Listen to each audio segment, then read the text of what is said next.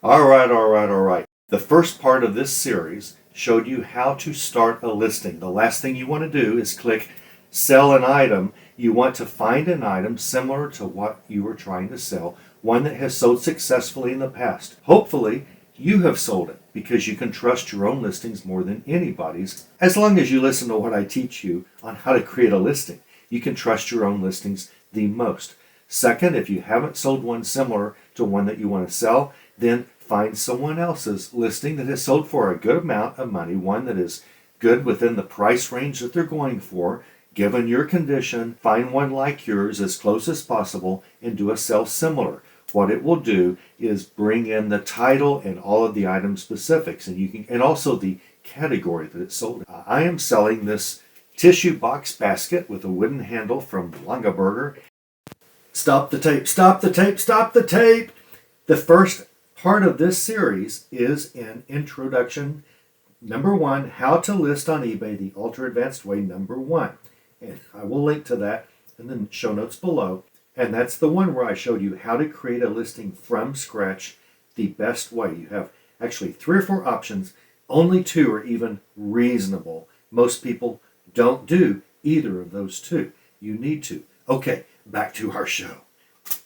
And I found one of my previous listings, a Longaberger basket, that has a cloth liner and also a plastic protective liner, which is what this has. I didn't say that.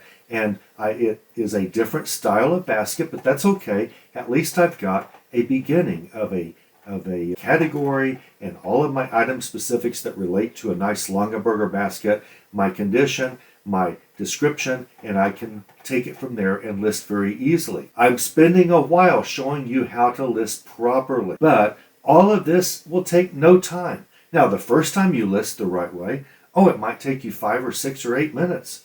The second time might take you 5, 6, or 7 minutes. The third time, 4, 5, or 6 minutes. You don't have time to spend 4 or 5 or 6 minutes every time you want to list something, but the 12th time you do it, it'll take you a minute. The 20th time, under a minute, probably. So this is the goal, is to learn how to list properly and then just ingrain it and make it a habit. First thing I'm going to do, now that I have sold similar on a basket that's not the same basket but similar brand, I'm going to remove all because I don't want these pictures. I need the pictures that I took for the basket that I'm trying to sell. So I'm now going to import those. Now you click add photos. Now I took all of mine on my cell phone.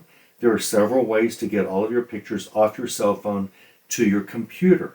I strongly suggest you only list on a computer or a laptop or a tablet, one in which you're using a web browser. Don't use your cell phone to create listings. Some of you love using your cell phone to create listings. Okay, knock yourself out. You are far more likely to make mistakes. Little tiny buttons, little tiny options. You're going to miss things. You're going to do something wrong. You're going to pay for it someday. You're going to choose the wrong option and you're going to get a return because the buyer said, you said this was like new and it's in poor condition, or any option that you just accidentally, it's so easy to get it wrong. Plus, you can list far faster on a computer, on a desktop, on a web browser than you can on a cell phone. If you believe me, then you can start your listing on a on a cell phone, but you need to finish your listing properly on a computer, on a web browser. How do you get your pictures to a web browser, to your computer? Well, all of my pictures go straight to Dropbox, and I have Dropbox folders on my cell phone as well as my computer. And as soon as pictures get sent to my cell phone Dropbox folder, which they do automatically, then they're also sent to my desktop and every other computer that I have a Dropbox account on, which is every computer I have, every laptop, every cell phone. Then I automatically have access to all the pictures that I've taken on my one primary cell phone. Some people have a standalone digital camera and they pop out the memory card every time they've taken all their pictures for the day, stick it in their computer, and they load pictures from there.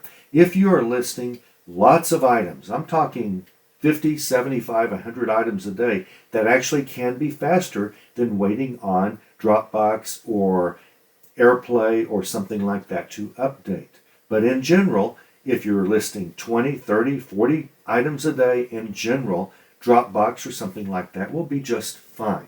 By the time you get to your computer and you're ready to list, after taking all of your pictures will be there. Mine's going to be that way. I'm going to add photos, and here are the pictures. I've got 4, 8, 12, 13 pictures. You can have up to 25 pictures. Arg, it's not 25, it's 24 pictures. I knew that. I was in my mind thinking 24. Why I said 25, I don't know, except perhaps not enough coffee. Sometimes I have 25 pictures.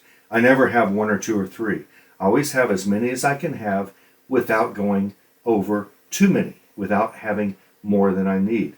But I would much rather err on the side of more pictures than fewer pictures. Why is that? That's because eBay gives search engine love to listings that have more pictures than, all things being equal, listings that have fewer pictures. So I am going to select all 13 pictures and click open. Now they're not necessarily in an order that I want, but they're all here. Now I've already done a video, one of the earliest ones on this channel, on why all of your first pictures should have a white background. I justified that even though it's no longer a requirement. I proved that it needs to always have a white picture. Well, my first one doesn't. That's okay, it's about to. Also, I proved beyond a shadow of a doubt that all of your pictures have to be square pictures. You have to take, with your cell phone or your digital camera, you have to take perfectly square pictures. You can do that with one option, and once you set that option, from then on, every picture you take will be square until you set it back to the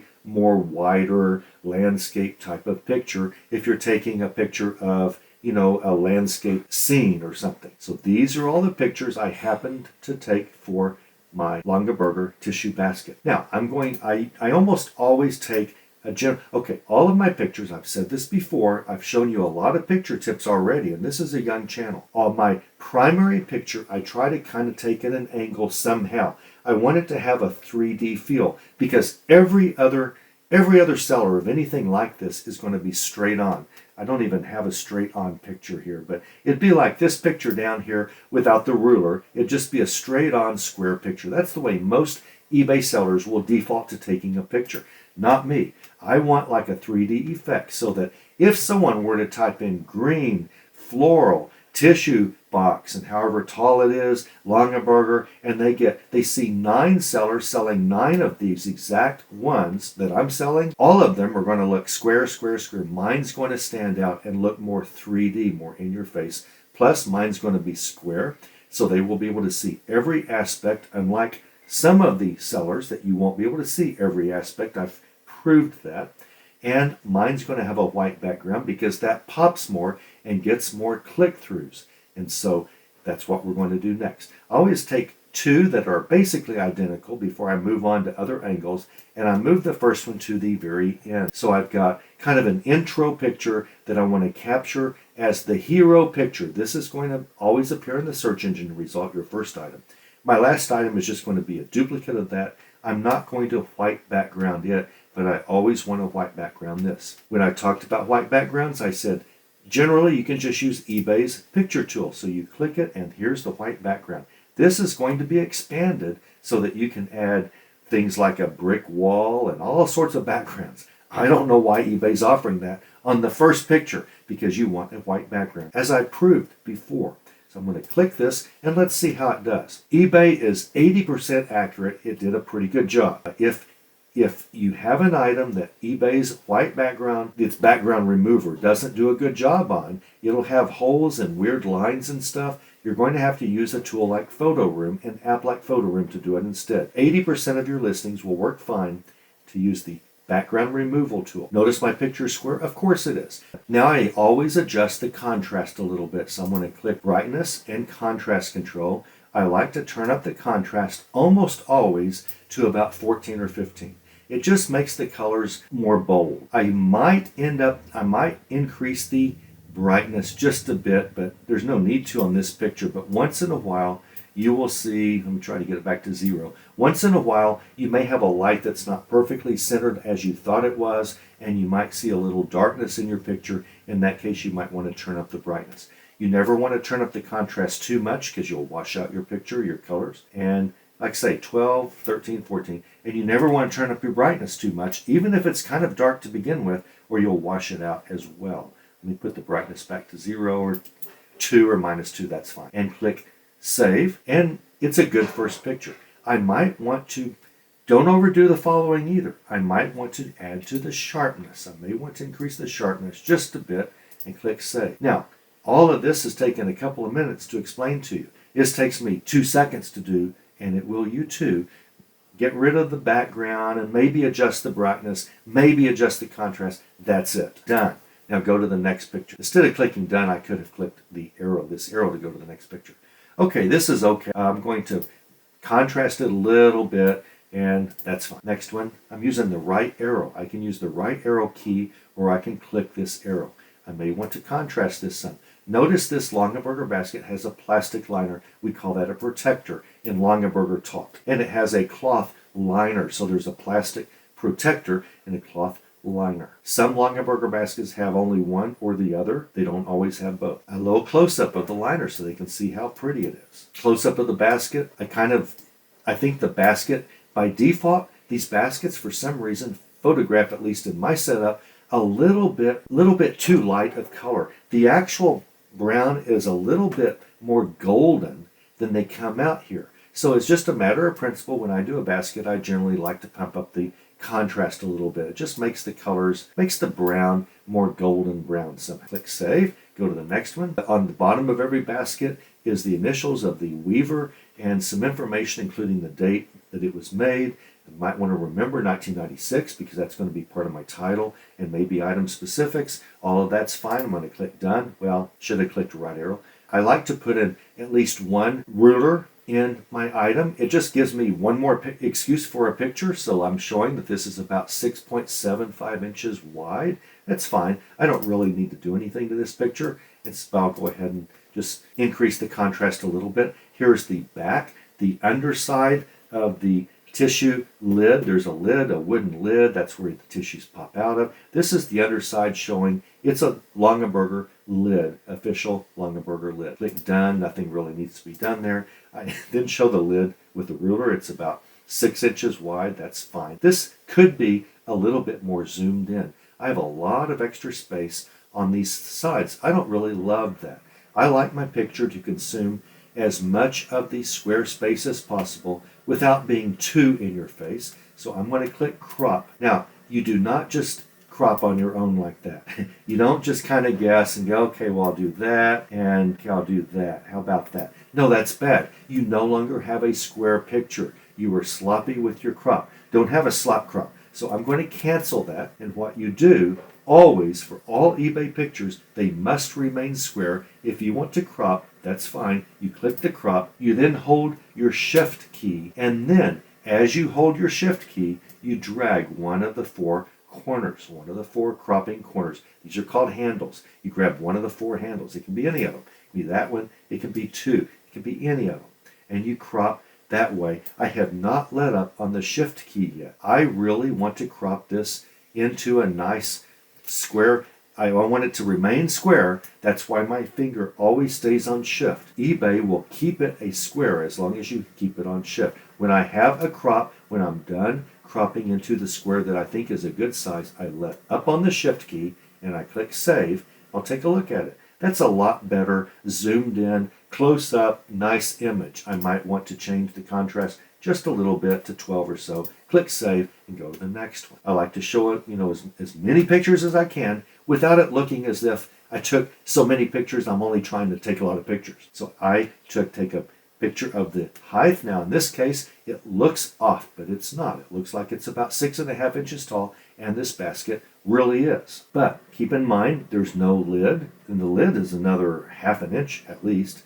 And it looks as if something down here, it looks as if the bottom of the ruler is not in line with the bottom of the basket. But that's not true, and I know it's not true. But anytime you're zeroing in on one end of your ruler, you're going to find the other end looks like it's not correct. So I'm actually going to crop this, and I'm going to crop this down holding my Shift key so that until I am done cropping, that Shift key stays down as I move my mouse over the cropping handles. And I'm now going to let up on the Shift key. I'm going to raise this crop a little bit. I'm going to come back and crop again. You'll get used to this. You can become a cropping expert and do all of this in 1.5 4 seconds. Now, this is the crop I like. Let me click save and we'll look at it. See, you can't see where it looked originally as if the ruler wasn't really at the bottom of the basket. That's just an optical illusion based on I wanted this to be zeroed in and focused in. Therefore, this loses its focus and its angle and looks like it's wrong. This way, the buyer just assumes, well, the ruler is on the edge of the table along with the bottom of the basket, which it is. Click done. Should have gone one more. I do the plastic protective liner, plastic protector, and then I'm going to crop it because it's not zeroed in very well. It's very hard to get pictures of plastic items on basically a white background, even though white backgrounds come out as gray, but that's better. I may want to brighten that some because it just almost looks dingy the way it was. It's just the nature of a clear plastic on a light background. I'm going to save that. I want to take a picture of the protective liners, the plastic protectors. Barcode, this is not a UPC code or anything like that. It's an internal Longaberger code, but Longaberger collectors always go by these 5-digit code numbers. They like to have that if available. So I've supplied it for them. I was a little bit sloppy on this picture. I might want to go to the sharpness tool and see if I can increase the sharpness of that text. Let's see if that helped. It helped a little bit. That's not the point. Remove label, you can read that fine, but what they really want is this 5-digit number, and I know that just because I know Longaberger baskets and collectors. Click done. There is one final picture. It's this final one. Let's do a little bit of color contrast, and that's good enough. And these are my 13 pictures. I maybe should have done another picture or two. I don't think that's overdoing it, but I didn't. Now, I don't like the order of these pictures. Generally, I will take the pictures in the order that they are going to appear so I don't have to move them around. In this case, I didn't. So we've got a picture of the basket, a picture without the lid, a picture inside of the protector to show them there's a plastic protector. They already know there's a cloth liner. I may want to go to show the bottom of the basket now. It shows them the date that it was made. I'm going to move this down. See, we've already shown the cloth liner on the side, and I just don't see any need to do it again so soon. I'm going to move the lid up here, the bottom of the lid, that's what that is. And maybe I will move the ruler that shows the height of the basket without a lid, and that's fine. So I have now added all of the pictures I took, and it is time to move to the title. And that's what we're going to do next in part 3.